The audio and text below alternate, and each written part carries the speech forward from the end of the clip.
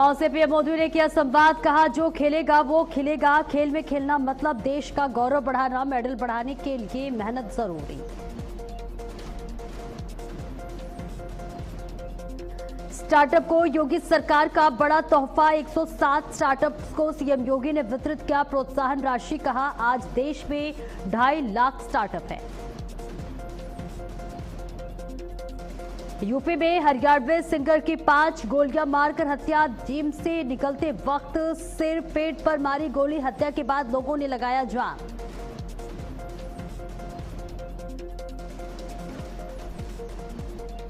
कानपुर में training aircraft crash, Ganga barrage के पास हुआ हादसा, पायलट समेत 2 लोगों की मौत, कानपुर के कमिश्नर ने दी जानकारी।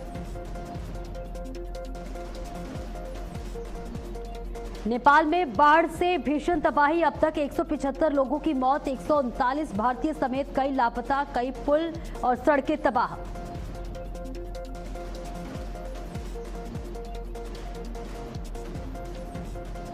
नमस्कार, भारत अपडेट देख रहे हैं आप। मैं हूं आपके साथ सपना दीपक मदेशिया। बुलेटिन का आगाज करेंगे बड़ी खबर के साथ। लखनऊ से बड़ी खबर, जो आज स्टार्टअप को योगी सरकार का बड़ा तोहफा, 107 स्टार्टअप्स को सीएम योगी ने वितरित किया प्रोत्साहन राशि। ये बड़ी खबर आपको बता रहे, जहां यूपी के पास सबसे ज्यादा युवा वर्कफोर्स। 2017 से पहले यूपी में अव्यवस्था थी।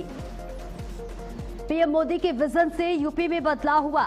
2017 से पहले यूपी में पहचान का संकट था, लेकिन 2017 के बाद तस्वीरें बदली। उत्तर प्रदेश बना। 2017 से पहले यूपी में पहचान का संकट था, तो मुख्यमंत्री योगी आदित्यनाथ ने बड़ा बयान दिया।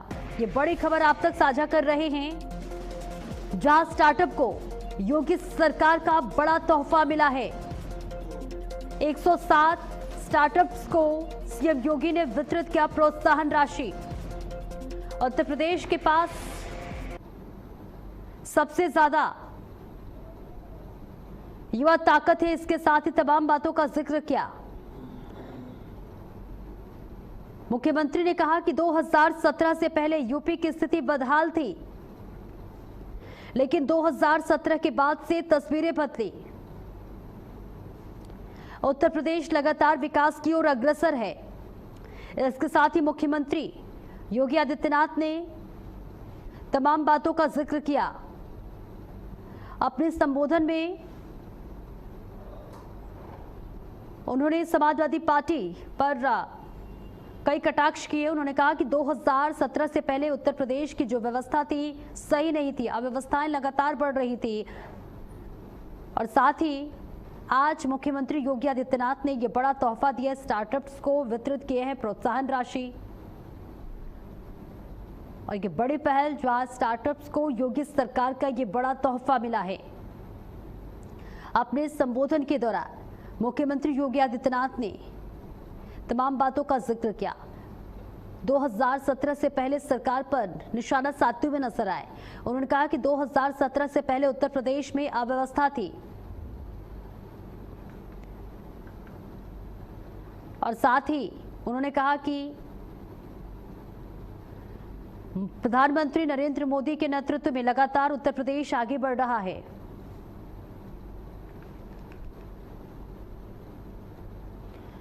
और एक और बड़ी खबर लखनऊ से, जहां स्टार्टअप कार्यक्रम पर मुख्यमंत्री योगी आदित्यनाथ ने पोस्ट साझा किया है। युवाओं की आइडियाज को मिल रहे हैं अवसर, यूपी जॉब सीकर से जॉब क्रिएटर बन रहा है, और यही नए उत्तर प्रदेश की पहचान है। मुख्यमंत्री योगी आदित्यनाथ ने यह पोस्ट साझा किया है। उन्होंने लिखा कि युवाओं के आइडियाज को अवसर मिल रहा है, यूपी में जॉब सीकर से जॉब क्रिएटर बन रहा है। इसके साथ ही यही नए उत्तर प्रदेश की पहचान है। तो मुख्यमंत्री योगी आदित्यनाथ ने ये पोस्ट साझा की है। स्टार्टअप कार्यक्रम को लेकर मुख्यमंत्री ने ये पोस्ट साझा की, जहां मुख्यमंत्री ने लिखा कि युवाओं के आइडियाज को अवसर मिल रहे हैं। और देखिए ये पोस्ट आपके टीवी स्क्रीन पर, जो मुख्यमंत्री योगी आदित्यनाथ ने साझा की है। उन्होंने लिखा है कि युवाओं के आइडियाज के अवसर, और इसके साथ ही साथ इनोवेशन को प्रोत्साहन और स्टार्टअप को सामर्थ्य देकर उत्तर प्रदेश आज जॉब सीकर से जॉब क्रिएटर हो रहा है। जिससे नई संस्कृति को गति मिल रही है। इसके साथ ही आज लखनऊ में उत्तर प्रदेश स्टार्टअप की नीति के अंतर्गत 7 स्टार्टअप को 3 करोड़ 42 लाख रुपए की ये सौगात।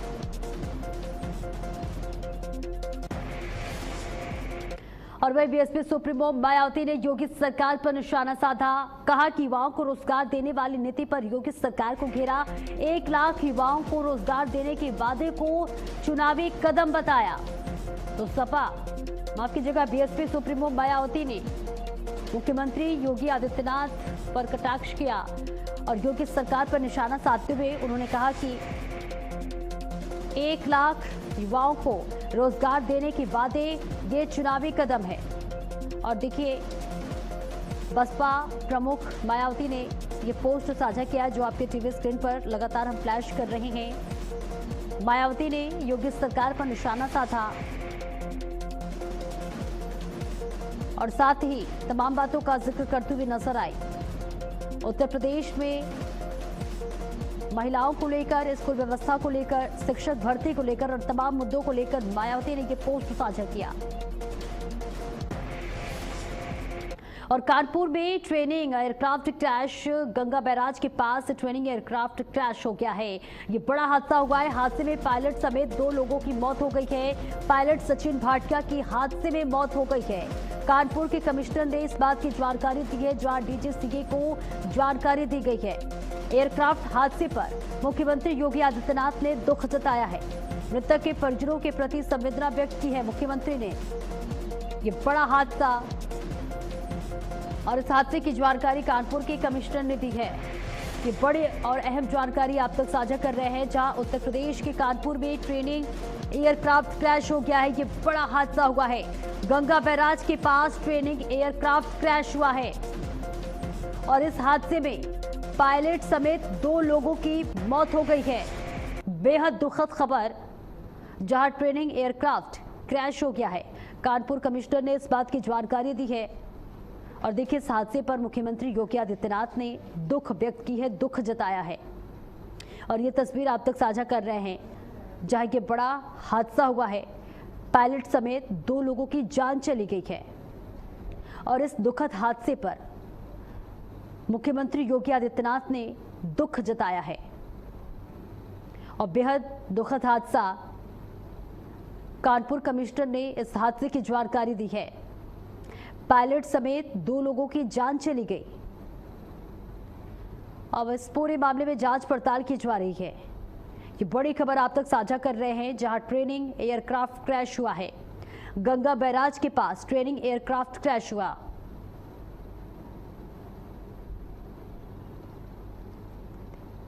और ज्यादा जानकारी के साथ हसन जैदी हमारे साथ जुड़ रहे हैं। हसन, देखिए ये बड़ा हादसा हुआ है, ट्रेनिंग एयरक्राफ्ट क्रैश हुआ है। अभी क्या कुछ स्थिति, हालात कैसे हैं वहां पर? देखिए सपना, मैं आपको बता दूं कि ये दोपहर में एक ट्रेनी विमान था जो एयरक्राफ्ट, वो क्रैश हो गया और हादसे में एक पायलट की मौत हो गई और जबकि दूसरा गंभीर है। और हादसा जब हुआ है तो ये गंगा किनारे नत्थापुरवा के गांव है, वहां उसके पास हादसा हुआ है। फिलहाल शुरुआती जानकारी के मुताबिक जो है पता चल रहा है कि विमान जो है वो ट्विन इंजन था और उड़ान के दौरान अचानक विमान में जो है धमाका होता है और इसके बाद विमान जमीन पर गिर जाता है। बहरहाल सूचना मिलते ही पुलिस भी मौके पर पहुंच गई है और प्रशासन की टीम भी वहां पर मौके पर मौजूद है। राहत बचाव कार्य किया जा रहा है, घायल को हॉस्पिटल भेज दिया गया है। बहरहाल अब उसके आगे की जांच की जा रही है कि आखिर ये ऐसा हादसा हुआ तो हुआ क्यों हुआ। बहरहाल वीडियो में जो है उसमें नजर आ रहा है कि विमान की एक सीट जो है वो बाहर पड़ी हुई है और इसका ये मलबा निकाला जा रहा है। दोनों पायलटों ने विमान से इंजेक्ट करने की कोशिश भी की थी, लेकिन विमान ठीक तरह से इंजेक्ट नहीं कर पाए, जिसके बाद ये हादसा हो गया। जी सपना, हादसा किस वजह से हुआ है, क्या अब तक की जानकारी सामने आ पाई है?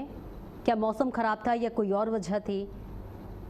देखिए, मैंने जैसा कि पहले ही आपको बताया कि बहरहाल इसकी जांच की जा रही है।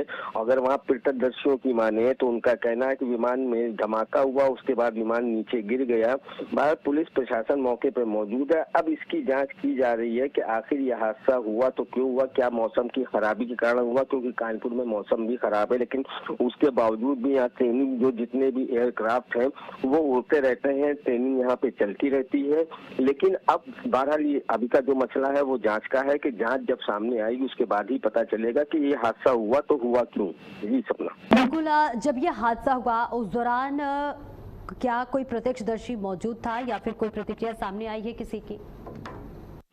अपन जैसे मैंने आपको पहले ही बताया कि प्रत्यक्षदर्शियों ने जो बताया है, वहां पर जिन लोगों ने देखा जब वो एयरक्राफ्ट गिर रहा था, तो उनका ये कहना था कि एक धमाका हुआ और धमाका होने के बाद जो है प्लेन जो है वो नीचे गिर गया।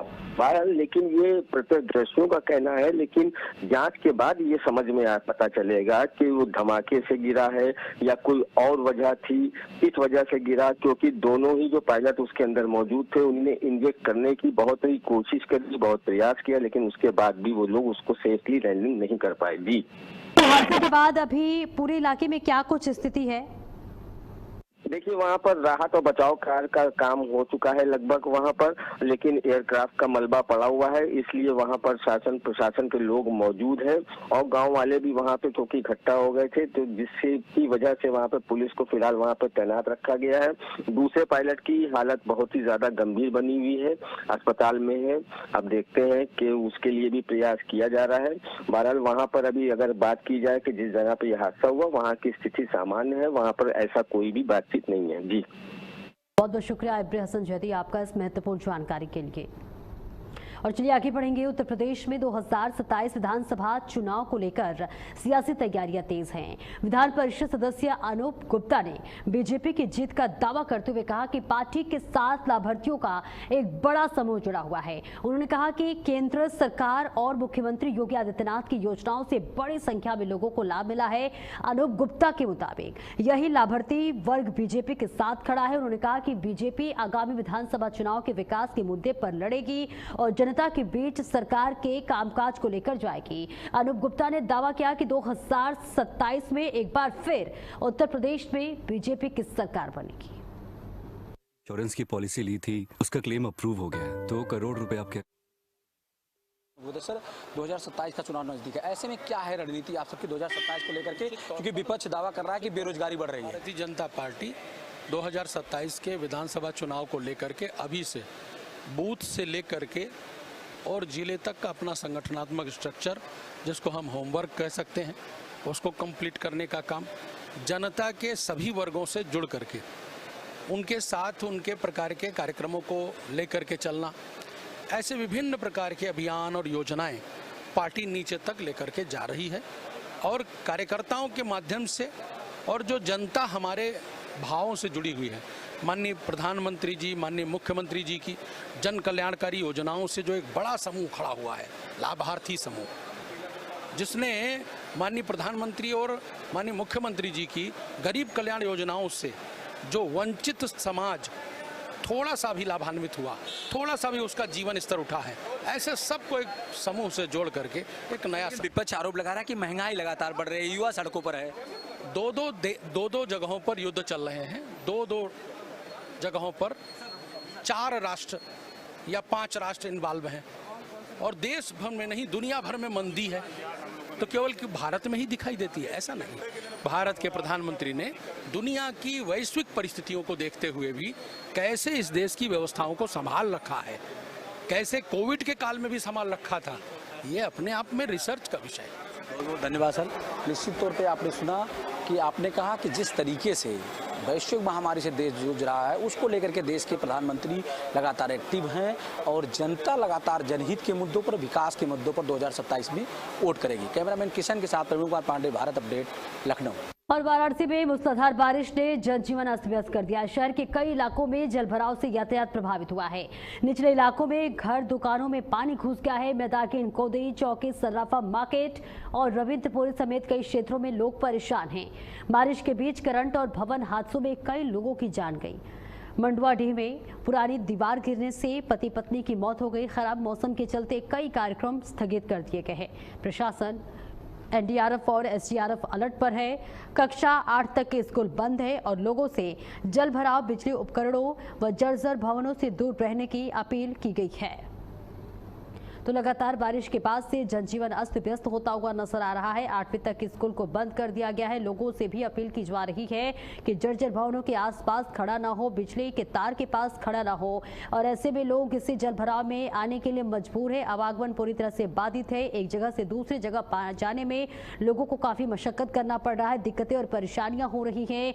बारिश का कहर लगातार देखने को मिल रहा है। कई इलाकों में जलभराव हो गया है। लोगों के लिए लगातार चिंता बढ़ गई है और साथ ही साथ अब अपील की जा रही है कि बिजली के तार के पास खड़े ना हो, साथ ही जर्जर भवन के आसपास खड़े ना हो। 8वीं तक के स्कूल को बंद कर लिया गया है। ऐसे में जनजीवन अस्त व्यस्त होता हुआ नजर आ रहा है। प्रशासन भी अलर्ट मोड पर है। सारी व्यवस्थाएं की गई हैं। एनडीआरएफ और एसडीआरएफ की टीम भी तैनात कर दिया गया है। तो लगातार बारिश के बाद से जलभराव की स्थिति देखी जा रही है। सड़कें जलमग्न हो गई हैं। आवागमन भी बाधित हो गया है। दूर दूर तक से पानी ही पानी नजर आ रहा है। ऐसे में लोगों को आवागमन में काफी दिक्कतें हो रही हैं। नमस्कार, हमारी मौजूदगी इस समय वाराणसी के नमो घाट है। मैं एक बार तस्वीरों के माध्यम से दिखा दूं, ये नमो घाट है और जो माँ गंगा का रौद्र रूप है वो दिखाई दे रहा है। इस समय हम एनडीआरएफ के बोर्ड पे बैठे हैं और जो वाराणसी का जलस्तर है माँ गंगा का लगातार बढ़ रहा है। निश्चित तौर से कहा जाए तो माँ गंगा का जो रौद्र रूप है वो दिखाई दे रहा है। लगातार हो रही लगातार हो रही बारिश, मौसम विभाग की चेतावनी के बाद जलभराव की जो स्थिति है, चाहे शहर हो जलभराव की स्थिति हो, चाहे माँ गंगा का पलट प्रवाह हो, दोनों लगातार जो है काशी को कहीं न कहीं भयभीत कर रहा है। देखने वाली बात होगी कि भगवान की जो विभूति है वो कब सीधी होती है। अभी तो फिलहाल में माँ गंगा का जो रौद्र रूप है उससे काशी वासियों को कहीं भी राहत नहीं दिखाई दे रही है। काशी हो चाहे माँ गंगा हो, चाहे गोमती हो, चाहे बरना हो, सारी नदियाँ इस समय उफान पर है। लेकिन इस समय हमारी माँ गंगा में देखिए तस्वीरों के माध्यम दिखा दे, ये नमो घाट का वो हाथ जोड़ने वाला स्टेचू है जो है बड़ा वाला जो है वो इस समय डूबा हुआ है। नमो घाट है और यहाँ पर सैलानियों का आवागमन हर समय होते रहता है। ये राजघाट मानवी पुल है, इसके पास से हम लोग इस समय गुजर रहे हैं। आगे की जो लाइव तस्वीरें होंगी वो हम आपको दिखाते रहेंगे। प्रवीण चौबे, भारत अपडेट, वाराणसी। और प्रयागराज में भारी बारिश के बाद जल जमाव की समस्या गंभीर हो गई है। शहर के कई इलाकों में पानी भरने से लोगों को परेशानियों का सामना करना पड़ रहा है। हालात को देखते हुए इलाहाबाद हाईकोर्ट ने स्वतः संज्ञान लेते हुए शहर से जल्द जल निकासी कराने के निर्देश दिए हैं। कोर्ट ने करीब 24 से 48 घंटे के भीतर पानी निकालने का आदेश जारी किया है। इसके बाद नगर निगम प्रशासन भी पूरी तरह सक्रिय हो गया है। बड़े बड़े पंप और मशीनें लगाकर युद्ध स्तर पर पानी निकालने का काम किया जा रहा है।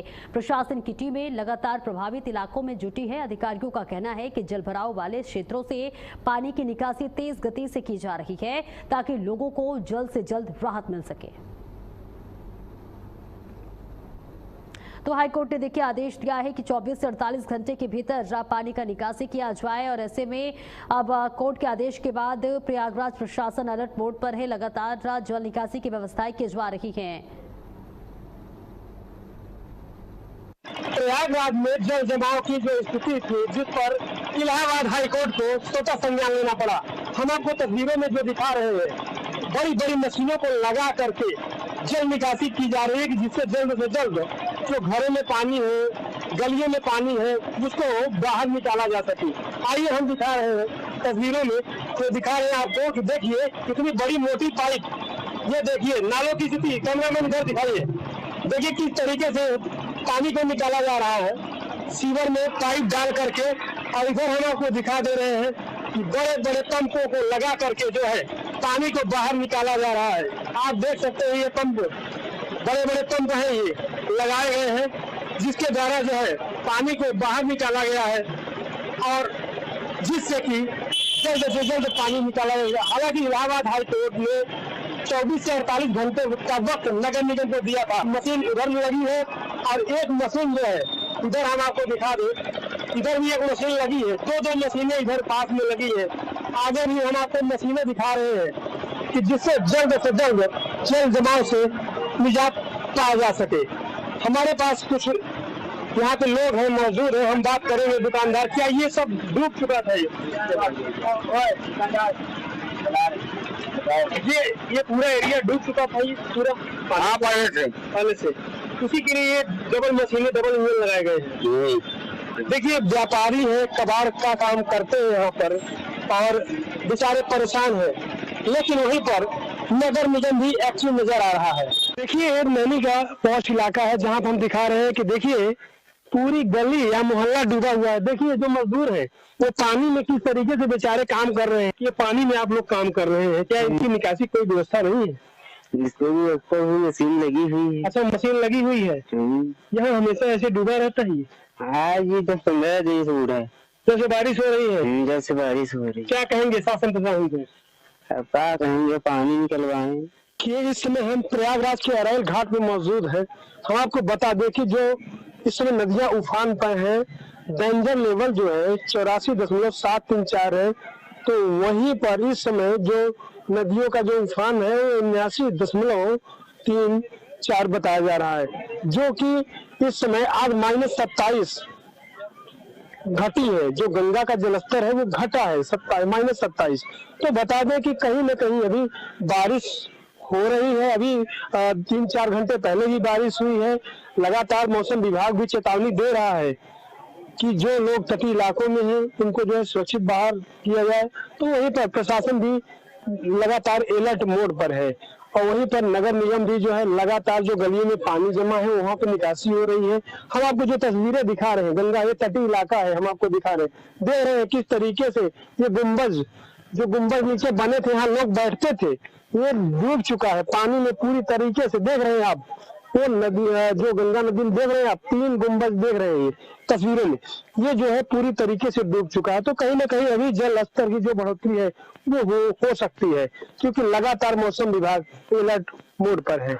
भारत अपडेट न्यूज से विनय मिश्रा, प्रयागराज। बहराइच में नेपाली नदियों का पानी हर साल तबाही लेकर आता है। वहीं जिले के सैकड़ों गांव में बाढ़ का पानी घुसने से हजारों बीघे फसल और सैकड़ों मकान प्रभावित होते। बाढ़ की विभीषिका ने आधा दर्जन से ज्यादा गांव को उसका अस्तित्व मिटा दिया है और जहां कभी गांव आबाद थे, आज वहां घाघरा नदी बह रही है। बाढ़ ने कई परिवारों की जिंदगी बदल दी और खेती पर निर्भर लोगों को मजदूरी करने के लिए मजबूर होना पड़ा है। हालांकि सरकारी मदद लोगों को मुश्किल वक्त में सहारा देती है, लेकिन हर साल आने वाली बाढ़ उनकी वर्षों की मेहनत और खुशहाल जिंदगी छीन लेती है। फिलहाल तिब्बत और नेपाल में आई बाढ़ का जिले पर सीधा असर नहीं पड़ा है, लेकिन खतरे की आशंका बनी हुई है और ऐसे में जिले के तटबंध बेहद अहम है। अगर तटबंध सुरक्षित रहे तो बड़े भूभाग और हजारों लोगों को बाढ़ से बचाया जा सकता है। नेपाल सीमावर्ती जनपद बहराइच प्रतिवर्ष बाढ़ की विभीषिका झेलता है। उसकी वजह है नेपाली नदियों से आने वाला पानी। नेपाली नदियों का पानी आने के चलते बहराइच में भाखरा और सरयू नहर नदी उफना जाती है। ऐसी स्थिति में करीब 600 गांव बाढ़ की विभीषिका का दंश झेलने को विवश होते हैं। नेपाल सीमावर्ती होने के चलते इस जनपद में जो नेपाल का पानी आता है उसमें गिरवा नदी, कौड़ियाला नदी, करनाला नदी, बबई नाला और भादा नदी का पानी बहराइच की सरयू और घाघरा नदियों में आता है। और जब पानी आता है तो उस समय तेज बहाव के चलते आसपास के करीब 600 गांव बाढ़ की विभीषिका में डूब जाते हैं। ऐसी स्थिति में लोगों के समक्ष बड़ी समस्याओं का सामना करना पड़ता है। प्रशासन बाढ़ को लेकर के प्रशासन ने अलर्ट जारी कर रखा है, क्योंकि पूरे बरसात के मौसम में अक्सर हर हफ्ते में बाढ़ एक बार जरूर आती है। ऐसी स्थिति में प्रशासन पूरा अलर्ट मोड पे है। प्रशासन ने बाढ़ चौकियों को अलर्ट कर दिया है। जो और इसके अलावा जो फ्लड डिवीजन है, जो बाढ़ की फ्लड डिवीजन है और एनडीआरएफ की टीम है, उसको भी अलर्ट कर दिया गया है। तट के अंदर जो गांव पड़ते हैं उनको छोड़ करके बाकी इलाकों को सुरक्षित किया जा सकता है। अब देखना यह है कि प्रशासन इस संबंध में क्या कदम उठाता है। फिलहाल यहाँ के लोग बाढ़ की विभीषिका से अभी वंचित है। जो डिस्चार्ज की बात करें तो घाघरा बैराज और सरजू बैराज और सारदा बैराज से तकरीबन इस समय 2 लाख क्यूसेक पानी का डिस्चार्ज जारी है। ऐसी स्थिति में बाढ़ की स्थिति तो नहीं है, परंतु प्रशासन पूरी तरह से अलर्ट है और यहाँ के लोग भी जो बाढ़ से प्रभावित होते हैं वो भी पूरी तैयारी में रहते हैं और स्थानीय लोग अपनी नाव की व्यवस्था रखते हैं। ऐसी स्थिति में वो पूरी तरह से सतर्क है और प्रशासन पूरी तरह से सतर्क है। सैयद मसूद कादरी, भारत। और इसी के साथ इस बुलेटिन में इतना ही। खबरों का सिलसिला लगातार जारी है।